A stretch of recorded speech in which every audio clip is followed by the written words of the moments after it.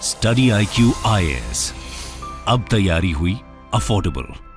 नमस्कार दोस्तों I am sure कि आप में से जितने भी लोग ये वीडियो देख रहे हैं, आप सबको कभी ना कभी फील हुआ होगा कि भारत का जो स्कूल सिस्टम है, जो हमने स्कूलिंग की है फर्स्ट से लेकर 12 तक, उसमें कुछ ना कुछ दिक्कत या फिर परेशानी हमें देखने को मिलती है। जैसे कि फॉर एग्जांपल मुझे कई बार ऐसा लगता है कि जो एग्जाम्स कंडक्ट किए जाते हैं, स्पेशली जो बोर्ड का एग्जाम होता है, क्लास 10 का एग्जाम होता है, फिर क्लास 12 का एग्जाम होता है, वो कहीं ना कहीं मुझे लगता है कि जो बच्चा है उसका पूरा फोकस और पूरे फैमिली का फोकस जो है वो सिर्फ बोर्ड एग्जाम के ऊपर चला जाता है। उसने पिछले 2 साल में क्या सीखा, 9th में क्या सीखा, 10th में क्या सीखा, उसका कोई रिजल्ट हमें देखने को नहीं मिलता। इस तरह की बहुत सारी गड़बड़ियां हैं।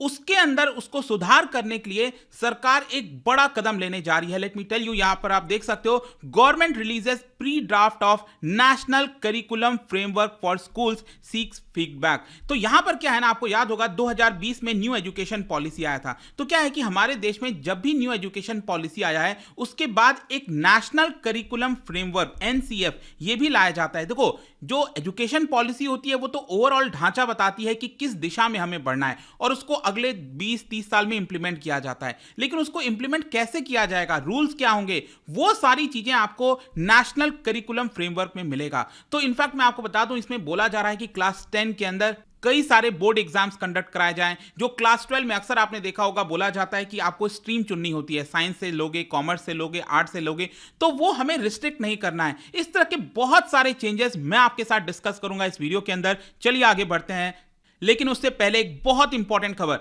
आज शाम 6 बजे से हमारा ये जो स्पेशल बैच है यूपीएससी 2024 का, ये स्टार्ट हो रहा है। मैं आपको बता दूं, इस बैच के अंदर प्रीलिम से लेकर इंटरव्यू तक की तो पूरी तैयारी आपको ऑनलाइन कराई जाएगी। लेकिन खास बात यह है इस बैच में कि अगर आप ये बैच लेते हो और प्रीलिम्स क्रैक करते हैं 2024 का, तो फ्री ऑफ कॉस्ट, जी हां, फ्री में आपको मेंस रेसिडेंशियल प्रोग्राम दिया जाएगा, जिसके तहत आपको दिल्ली हेडक्वार्टर बुलाया जाएगा स्टडी IQ के। यहां पर रहने की सुविधा, खाने की सुविधा और जो पूरी तैयारी होती है ना ऑफलाइन का, एक प्रकार से जो मेंस की प्रिपरेशन है, वो आप फ्री ऑफ कॉस्ट में ले सकते हैं। तो इसको जल्दी से अवेल करिए और ये जो बैच है आज शाम 6 बजे से स्टार्ट हो रहा है, उसको आप ज्वाइन कर सकते हैं by using code Ankit live. हमारे वेबसाइट ऐप पर जाकर या फिर कमेंट सेक्शन में इसका लिंक दिया है, वहां पर आप जाकर ले सकते हैं। या फिर अगर आप 2025 की तैयारी कर रहे हैं तो वो आप ज्वाइन कर सकते हो। अलग अलग ऑप्शनल सब्जेक्ट हैं यूपीएससी का, वो आप कर सकते हैं। EPFO, जो भी आपको बैच लेना है, just use the code Ankit live to get maximum discount. और अगर आपको MCQs अटेम्प्ट करना है तो मेरे इंस्टा पेज पर जाइए, वहां पर स्टोरीज में जितने भी MCQs हैं उसको आप अटेम्प्ट कर पाएंगे। चलिए शुरुआत करते हैं और सबसे पहले देखते हैं एग्जैक्टली हुआ क्या है। देखिए, हमारे देश के अंदर जो स्कूल सिस्टम है वो इसके अंदर एक मेजर रीस्ट्रक्चरिंग करी जाएगी, क्योंकि यहां पर एक एक्सपर्ट कमिटी अपॉइंट की गई थी गवर्नमेंट के द्वारा और इसको लीड किया गया था बाय फॉर्मर इसरो चेयरपर्सन के कस्तूरी रंगन। आपको याद होगा जब न्यू एजुकेशन पॉलिसी आया था उसको भी लीड किया था के कस्तूरी रंगन साहब ने। तो यहां पर यह भी एक स्टीयरिंग कमिटी है जो नेशनल करिकुलम फ्रेमवर्क लेकर आ रही है। उस कमिटी को भी लीड किया गया है के कस्तूरी रंगन जी के द्वारा। 12 मेंबर की ये पूरी कमिटी है और इसी के अंदर कई सारे चेंजेस बताए गए, जैसे कि जो बोर्ड का एग्जाम है वो साल में 2 बार होना चाहिए, या फिर जो सेमेस्टर सिस्टम है क्लास 12 के अंदर वो इंट्रोड्यूस किया जाना चाहिए। और जो मैंने आपको बताया ना, जो एक फिक्स होता था कि साइंस, ह्यूमैनिटीज, कॉमर्स, इसको फिक्स नहीं करना है, आप अलग अलग प्रकार के सब्जेक्ट्स पढ़ सको। और इसी को देखते हुए 6 अप्रैल को मिनिस्ट्री ऑफ एजुकेशन ने ये जो नेशनल करिकुलम फ्रेमवर्क का पहला ड्राफ्ट है, ध्यान रखिएगा ये अभी के लिए पहला ड्राफ्ट है और भी आगे चलकर इसके अंदर कुछ बदलाव किए जाएंगे, सजेशंस लिया जाएगा लोगों से और उसके हिसाब से फाइनली यहां पर डिसाइड किया जाएगा कि क्या इंप्लीमेंट करना है। तो क्वेश्चन अब सबसे पहला यहां पे ये है कि NCF क्या होता है, नेशनल करिकुलम फ्रेमवर्क, इसका मतलब क्या है। देखो, एक तो मैं आपको बता दूं, देश के आजादी के बाद से अगर आप देखोगे ना, तो जो न्यू एजुकेशन पॉलिसी की हम बात करते हैं, न्यू एजुकेशन पॉलिसी वो कब कब आया है। आपको याद होगा सबसे पहला आया था 1968 में, उसके बाद आया 1986 में और उसके बाद तीसरा आया अभी 2020 में। ये आपका न्यू एजुकेशन पॉलिसी आया था, 3 ही आया, इससे ज्यादा नहीं आ पाया। फिर उसके बाद क्या है कि जैसे ही न्यू एजुकेशन पॉलिसी आती है उसके कुछ साल के बाद new curriculum framework, national curriculum framework लाया जाता है। नेशनल करिकुलम फ्रेमवर्क कितनी बार आया है, ये आई थिंक शायद 4 बार आया है। एक है आई थिंक 1975 और उसके बाद है 1988 और उसके बाद अटल बिहारी वाजपेयी जी के समय 2000 में आया था, और फिर जो यूपीए की सरकार आई उन्होंने 2005 में लेकर आए, और अब ये जो आएगा वो 5वां आएगा। तो आप देख सकते हो 1968 में नेशनल न्यू एजुकेशन पॉलिसी आया, और ये 1975 में फिर नेशनल करिकुलम फ्रेमवर्क आया, 1986 में न्यू एजुकेशन पॉलिसी आया, फिर 1988 में नेशनल करिकुलम फ्रेमवर्क आया। तो कहीं ना कहीं उसी को देखते हुए लाया जाता है। तो ये जो न्यू एजुकेशन पॉलिसी आई थी उसको कैसे इंप्लीमेंट किया जाएगा, वो बेसिकली जैसे कि फॉर एग्जांपल मैं आपको बताता हूं, जो एनसीईआरटी की टेक्स्ट बुक आज के डेट में आप देखते हो ना, वो 2005 के नेशनल करिकुलम के ऊपर बेस्ड है। मतलब कि टेक्स्ट बुक के अंदर क्या होना चाहिए, किस तरह के एग्जांपल्स होने चाहिए, बच्चा कैसे अच्छे से सीख सकेगा, वो सब कुछ आपको नेशनल करिकुलम फ्रेमवर्क के अंदर मिलता है। और अभी तो आपने देखा होगा, सुना होगा रिसेंटली कि एनसीईआरटी में कुछ चैप्टर्स मुगल से रिलेटेड कुछ चीजें हटाई जा रही हैं, उसको अगर आप छोड़ दो तो सब कुछ 2005 के बेसिस पर ही है। और ये जो कमिटी मैंने आपको बताया 12 मेंबर की कमिटी, इसके अंदर बाकी के जो मेंबर्स हैं उनके नाम भी आप देख सकते हो, के कस्तूरी रंगन जी के अलावा बाकी के भी नाम आप देख पाओगे। अब यहां पर देखते हैं सबसे पहले कि ये चेंजेस क्या किए जा रहे हैं। ध्यान रखिएगा, हम जो चेंजेस की बात कर रहे हैं वो सेकेंडरी एजुकेशन की बात कर रहे हैं, मतलब क्लास 9 से लेकर क्लास 12 के बीच में जो 4 साल का पीरियड होता है ना, इसमें बच्चे के स्कूल सिस्टम में क्या क्या बदलाव होगा, वो मेजर चेंजेस होने जा रहा है। तो यहां पर बेसिकली ये बताया गया, ये जो ड्राफ्ट आया उसके अंदर, उसमें जो सब्जेक्ट्स है क्लास 9th और 12th का, 9 से 12 का, उसमें सब्जेक्ट्स को लेकर, एग्जाम्स को लेकर, उस तरह की चीजों में बदलाव किया गया है। सबसे पहले अगर हम बात करें क्लास 9th और 10th में, ठीक है, ये जो 2 साल है ना क्लास 9th और 10th का, उसके बाद जो बोर्ड एग्जाम हम देते हैं 10th के बाद, तो यहां पर क्या हुआ है कि बोला जा रहा है कि 16 कोर्सेज स्टडी करना पड़ेगा। मतलब ये पूरे 2 साल में, मतलब आप यूं समझिए कि अब ऐसा नहीं होगा कि फिक्स्ड, मतलब बच्चा क्लास 10th का एग्जाम दिया तो सिर्फ उसी के बेसिस पर तय नहीं होगा।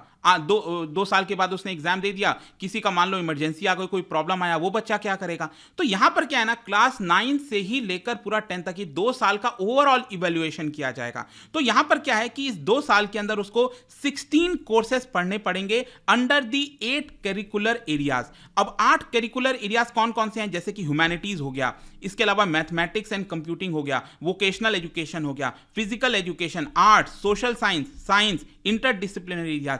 ये जो एरियाज हैं उसके अंदर टोटल 16 कोर्सेज होंगे जो बच्चा क्लास 9th और 10th में पढ़ेगा। अब देखिए इसके अंदर बोला जा रहा है इस पूरे 2 साल के दौरान उसको कई मल्टीपल बोर्ड एग्जाम्स कराए जाएंगे। देखो ये अभी के लिए ड्राफ्ट है, जब फाइनल चीजें आएंगी तो हम वो देखेंगे आगे चलकर, लेकिन इसके अंदर जो बोर्ड एग्जाम जो होता था ना क्लास 10th में एकदम आखिरी में एक बार, वैसा नहीं होगा, साल में 2 बार 3 बार, इस तरह से जो बोर्ड एग्जाम्स हैं वो उसके कराए जाएंगे। और ये टोटल बताया जा रहा है कि 8 बोर्ड एग्जाम्स कंडक्ट हो सकते हैं। मैंने आपको बताया ना 8 करिकुलर एरियाज हैं, तो उसके बेसिस पर हो सकता है 8 बोर्ड एग्जाम्स ये भी लाया जाए। और फिर इसके साथ साथ ये भी कोशिश रहेगी कि जो फाइनल सर्टिफिकेशन है, मतलब जो बच्चे ने क्लास 10th पास किया, तो वो पूरे 2 साल का पीरियड का उसका जो इवैल्यूएशन है वो उसके अंदर आपको देखने को मिलेगा। अभी करंट सिस्टम में तो क्या होता है, यहां पर क्लास 9th और 10th के बीच में तो कोई लिंकेज ही नहीं है, राइट। अभी तो क्या है कि आपको सिर्फ एटलीस्ट 5 सब्जेक्ट पास करना है क्लास 10th का, तो इसका मतलब आप बोर्ड एग्जाम पास कर गए और वो आखिरी में तय हो जाता है, बस एक बार एग्जाम दिया और खत्म ये चीज।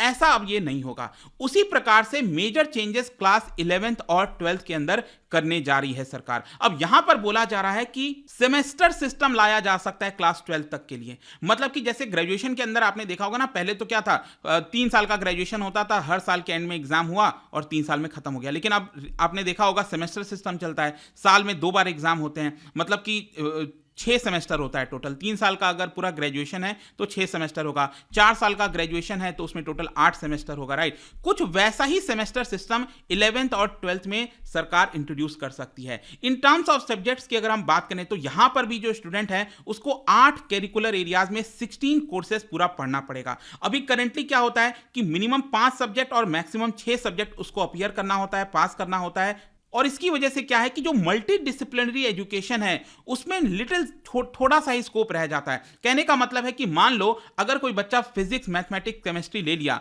तो वो उसके पास हिस्ट्री, पॉलिटिकल साइंस, ये सारी चीजें नहीं पढ़ पाता। लेकिन जो नया सिस्टम आएगा उसके अंदर कोई हार्ड सेपरेशन नहीं होगा। मतलब कि जो न्यू एजुकेशन पॉलिसी आई थी ना 2020 में, उसमें साफ साफ लिखा गया था कि हमें हार्ड सेपरेशन नहीं रखना है। अगर कोई बच्चा साइंस ले लिया है तो क्या उसको साइंस से अलावा और कुछ नहीं पता होना चाहिए। तो कहीं ना कहीं वो सारी चीजें आपको नए करिकुलम, नेशनल करिकुलम जो फ्रेमवर्क है उसके अंदर देखने को मिलेगा। और इसके साथ साथ जो मॉड्यूलर बोर्ड एग्जाम्स होते हैं वो ऑफर किए जाएंगे, रेदर देन सिंगल एग्जामिनेशन। साल के एंड में ऐसा नहीं है कि एक एग्जाम हुआ खत्म कर दिया। यहां पर भी क्लास 11th और 12th में भी दोनों साल में आपको कई एग्जामिनेशन जो है वो देने होंगे और फाइनल सर्टिफिकेशन उन दोनों साल के बेसिस पर होगा। और देखिए यहां पर जो पूरा अभी कमिटी बैठी थी उन्होंने बेसिकली यही चीज कहा है। उन्होंने कहा है कि देखिए जब भी बोर्ड के एग्जाम्स होते हैं, जैसे क्लास 10th हो गया, क्लास 12th हो गया, उसके अंदर बेसिकली अगर आप देखोगे तो बहुत ज्यादा एंग्जाइटी रहती है, बच्चे में तो रहती है, फैमिलीज को भी बहुत ज्यादा हो जाता है। मतलब कि हम चाहते हैं कि आगे आने वाले समय में, फ्यूचर में भारत के अंदर एग्जाम्स को एक कोई पड़ाव की तरह ना लिया जाए, जबकि एक लर्निंग एक्सपीरियंस हो बच्चे का। मतलब कि आप उससे कुछ सीखें और उसको इंप्रूव कर सकें फ्यूचर में, ऐसा आपका लर्निंग एक्सपीरियंस होना चाहिए। ये कोई डू और डाई वाला सिचुएशन नहीं है तो कि बस ये एग्जाम दिया, यहां पर अगर आप अच्छा किए तो सब कुछ ठीक है, नहीं किए वैसा नहीं होना चाहिए। और जबकि ऐसा कहीं ना कहीं माइंडसेट आपको देखने को मिलेगा इंडियन एजुकेशन सिस्टम में। अब यहां पर देखिए क्या है कि मान लो अगर मैं कहता हूं कि 11th और 12th में अगर ये बदलाव किए जा रहे हैं तो जाहिर सी बात है ना, उसका असर आपको नीचे वाले के क्लासेस में देखने को मिलेगा। जो यंगर स्टूडेंट्स हैं, जो क्लास 1 में है, 2 सेकंड में है, 3rd में है, 5th में है, उनके सिस्टम में भी बदलाव देखने को मिलेगा। तो यहां पर क्या है ना कि नए करिकुलम, नेशनल करिकुलर फ्रेमवर्क के अंदर यह बोला जा रहा है कि जो फाउंडेशनल लेवल होता है, जो बच्चे 3 साल से 8 साल की उम्र तक हैं, प्री स्कूल से लेकर क्लास 2nd तक हैं, उनमें यहां पर कहीं ना कहीं पेडागॉजिकल जो अप्रोच है वो अपनाना पड़ेगा। मतलब कि rather than text book grade 1 से लाना चाहिए। उसके पहले क्या है कि टॉयज हो गया, पजल्स हो गए, मैनिपुलेटिव्स हो गए, इस तरह की चीजों से बच्चे का माइंड डेवलप करना चाहिए, वो लाया जाएगा। जो मटेरियल्स हैं, लर्निंग एक्सपीरियंस हैं, वो कहीं ना कहीं जो फिजिकल एक्सप्लोरेशन होता है ना क्लासरूम के अंदर, उसको हमें बच्चों को दिखाना है। फिर आगे चलकर क्लास 3rd से लेकर क्लास 5th के बीच में जो प्रिपरेटरी स्टेज होगा, वहां पर टेक्स्ट बुक को इंट्रोड्यूस करके, जैसे लैंग्वेजेस हो गया, मैथमेटिक्स हो गया, इस तरह के टेक्स्ट बुक इंट्रोड्यूस किए जा सकते हैं। और यहां पर भी देखो जो एक्टिविटीज पहले चलती आ रही थी वो तो रहेगी, प्लस थोड़ा सा टेक्स्ट बुक ले आए। आगे चलकर जब मिडिल स्टेज है, क्लास 6 से लेकर क्लास 8 के बीच में, यहां पर नेचुरल एनवायरनमेंट से बच्चों को जोड़ना चाहिए।